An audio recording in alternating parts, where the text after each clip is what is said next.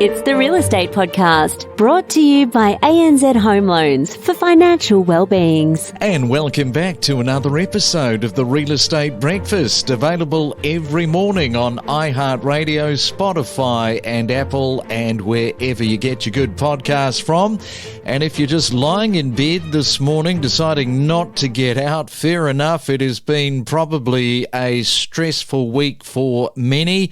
And coming up in just a moment, we have 7 days of real estate on this day, August the 6th. And coming up, we are talking to Jackson Evenden. We spoke to him earlier in the week in Sherwood there in Brisbane. Didn't know too much about that suburb, but he informs us on what is going on. And we also speak to Nick Zounis in the inner northern suburbs of Perth.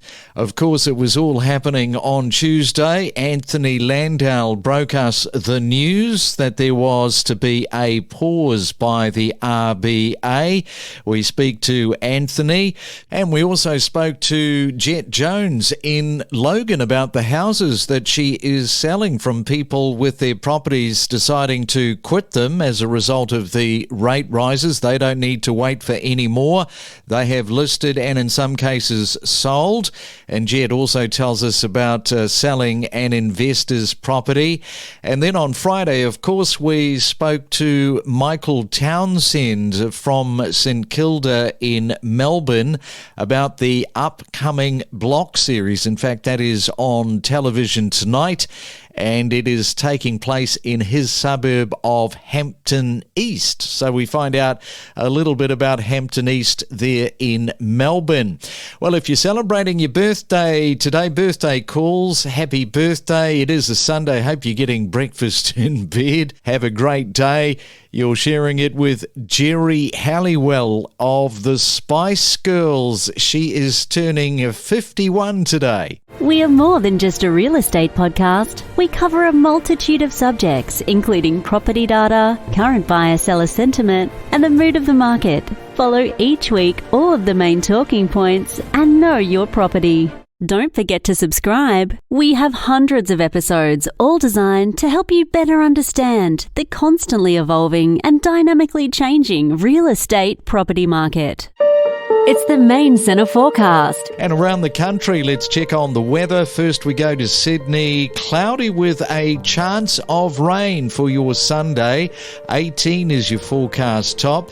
Pretty much the same for Melbourne. Cloudy with the possibility of some rain and 14 degrees. Brisbane also cloudy and you may get a shower, 23. And look at that, the place to be on our Sunday morning is Perth, expecting blue, sunny skies, gloriously baking under the sunshine today, and 21 for you. Navigate the world of real estate like a pro, with expert insights, opinions and trends to up your game and knowledge when buying your next property. And how are you finding things there, just in terms of days on market? Have they come down for you there in Sherwood, Jackson? Yeah, absolutely. I believe it's the mixture of a few things there. I think it's the what we're still experiencing is a lack of supply to the market at the moment. And on the other hand, a lot of buyers are wanting to make a decision now to lock in and try and buy something. So with the lack of supply here, the demand per property that we're seeing still very, very high. So people are making decisions very quickly just because they are ready to buy and make that move. All right, and let's have a look at Sherwood, your patch of dirt, because bit of growth, bit of movement in Sherwood, 8% for the suburb, heading in the right direction. Very sought after, it would be said about Sherwood, and I think also tightly held. Yeah, absolutely. I think it's I absolutely love selling in Sherwood in here in the west of Brisbane. I have done for the better part of eight or 9 years now. Very still proximity to the city, the train line coming straight through it. You'll be straight into the Brisbane CBD within 10 minutes. The schools, the shops, the cafes, the infrastructure and the community of the Sherwood area. It's a great place to be. And when people buy and live here, they really don't want to leave. And unfortunately, there's kind of two sides of the coin, though, with Sherwood, because it did experience some major flooding. Tell us a little bit about what's happened in that space, because you've got the properties that have been flooded, and then you've got properties that haven't been flooded. How much of I guess, just in terms of the perception for potential buyers when they're looking at that flooding situation that occurred? Absolutely. It's a big talking point for a lot of our buyers. Very common for a buyer to call us. Very common questions. What are the owners looking for? And of course, did this property flood? It's a very common question which other areas and other markets may not receive as inquiry from buyers. But of course, the information that buyers do have access to in regards to the Floodwise property reports that are available online, it's very easy to jump on it and do your research. But of course, the Sherwood and the entire western corridor of Brisbane is sort of broken up into a few different areas: the high side, the corridor location in the middle, and of course the lower lying area on the other side of the suburbs. So it is definitely a talking point, and our flooded homes are still selling, which is great. But of course, if anything, it has put more of a premium on the flood-free locations in still such a great area. From the emotion of property, the economic inflation, managing your expectations, lack of stock, price growth, construction appetite, days on market. Stay informed with us and know your property. We are getting a lot of East Coast investors that are buying into the inner north, great rental area. We are literally at full capacity at the moment. We don't have literally any vacancies through our areas. We do get a lot of investors from the East Coast. I would say in the last month, we've sold probably 2 to East Coast investors, one from an Australian expat in London. So they are looking here for good returns and solid growth. I think we lag a bit behind the East Coast on prices, so it represents great value. And just in terms of the stock, because we know that stock levels in Perth is not great. How are you faring there? Yeah, we're probably at about half our normal stock levels.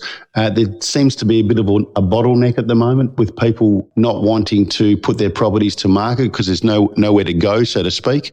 So it is a bit of a bottleneck at the moment. Prices have held very well, I must admit. We're not seeing a decline in prices or anything. It's been a bit of an uptick. So yeah, reasonable market to be in. Transactionally, we've slowed a little bit. And we've been talking about the fact that, you know, the whole winter and listing properties, not a bad idea because limited stock, and if you've got a successful campaign that goes at this time of the year, it can actually be a really good time for vendors to sell their properties. Any thoughts with regards to where the thinking and the sentiment in your local area is for that with vendors? Well, again, just as you said, there's less stock about, so less to choose from. A good winter campaign can reap some good rewards for you. You know, there's still multiple buyers searching and scouring for property. The audience is still there, and if you're not having much competition as far as stock level goes, you will get good prices. And how are you expecting the market over the next 3 months to play out for you there in your area? I think pretty much the same. I think stock levels will remain tight. We are getting a lot of people that have rented long term coming into the market to buy properties to get out of the rental sort of grind, so to speak. But I think much of the same. I think our stock levels will remain tight and buyers will still be there. We don't just report on real estate news, we take you to the source of the information. We produce more property podcasts every week than anyone else. We are your trusted guide for all things real estate. Fundamentally, the interest rates are probably getting back to where longer term they generally will sit. I think what's probably been unusual about the series of events we've had are the rapidity of the rate rises to chase inflation and how low the rates were for that period of time, with the governor probably putting his hand up around that era in suggesting that rates were going to remain low till 2024, end of 24. So we had this combination of rising housing market, running away from people, the lowest rates we've had for decades, people borrowing to capacity. Then suddenly the rates have gone up 12 times since May 2022. That probably gives it an element that's a little bit unprecedented or unusual. Yeah, I just hope that in 2 years from now, we sort of look back in the rear vision mirror and say, wow, that's unbelievable what happened, but the rates have fallen and we're back into some sort of normality. If you look historically at Australia, we've had some periods of very high interest rates, up over 18, 20%, which is a different generation again.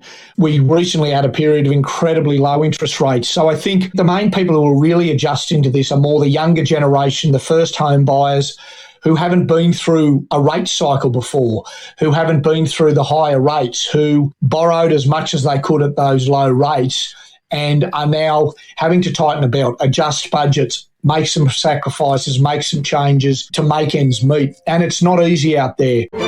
We talk to some of the most influential figures in the real estate industry, from leading commentators to investors to real estate principals, only on the Real Estate Podcast. We actually had one where the bank started knocking on the door. He's got about 5 properties in Queensland. This gentleman called me up crying. He's like, Jett, I don't know what to do. I'm like, look, let me help you. Let's trial off market. We sold it before we got the photos finished, actually. We had about 9 written offers on his property, but we didn't disclose any of his circumstances or anything like that. Just he needed to sell, and it's actually coming up to settlement very shortly. But he's like, I'm probably going to have to get rid of my other ones as well. Wow. Okay. And what about your friends? Because being a younger person, you must have friends in your circle. They are being hit just as hard? Yeah, because a lot of my friends who've purchased in the last 12 months or the last 24 months, unfortunately, they didn't get locked into that low interest rate.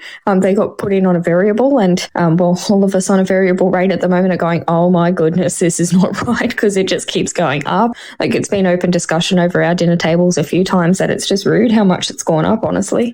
In terms of that discussion around the dining room table, though, we were talking about it the other day in terms of how low can you go before you decide to let's just fix this for the longest period. Of course, hindsight looking back tells us everybody should have been doing that, but no doubt all of your friends are wanting to fix it once it comes down to an acceptable level. Not necessarily, because in some cases, obviously I wanted to be able to fix mine. In my position, I can't.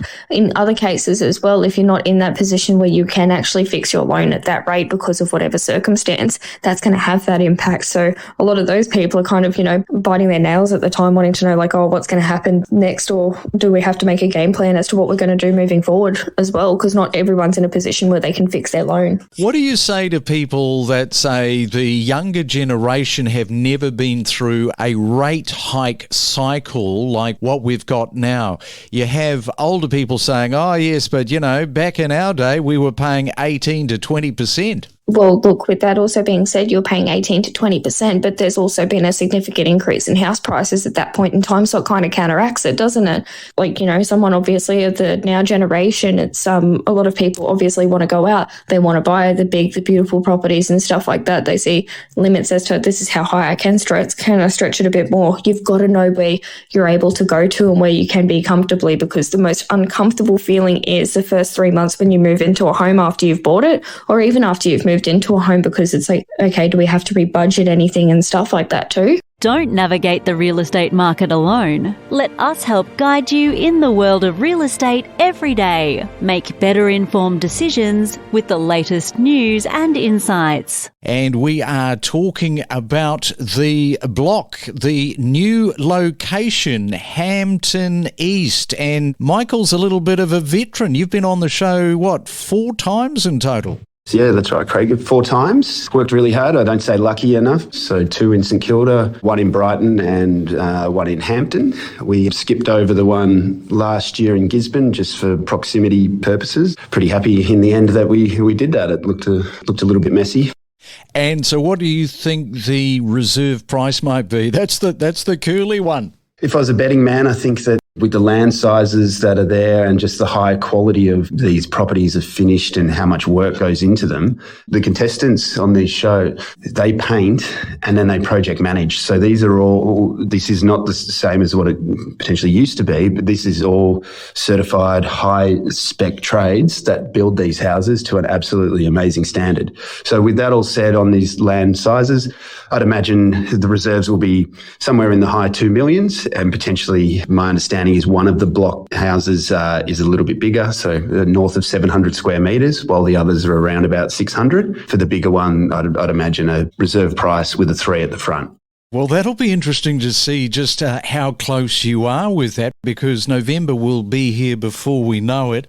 Now, one of the problems, of course, was the contestants last time just not really walking away with much money. They put all their heart and soul into it. I hope that this time round there's a little bit more fat in it. Yes, that's exactly right. And the show and Channel 9 and the producers and everybody involved, the trades, the agents, everybody, and even contestants versus other contestants, everybody wants the contestants to go away with reward for effort. And there is so much effort that goes into it. It's people away from their families, people interstate with young kids that come and build these houses for 3-4 months and the whole process that goes with it. So, yes, everybody is hoping that a couple of $100,000 at least in everybody's pocket it would be a great outcome. I actually don't know how the nuts and bolts of it work in terms of the labour, so I presume that they're getting paid, right, from Channel 9, the contestants? They get paid a very small amount, almost like a commissary. So it'd be a couple of $100 a day sort of thing. It's and especially for people.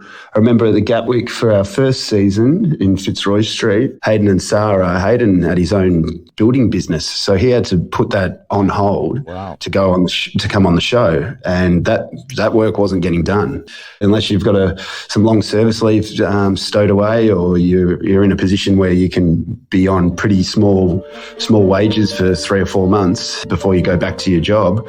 It can be a financial hit. Don't navigate the real estate market alone. Let us help guide you in the world of real estate every day. Make better informed decisions with the latest news and insights. We connect you to the best real estate information across Australia. The Real Estate Podcast.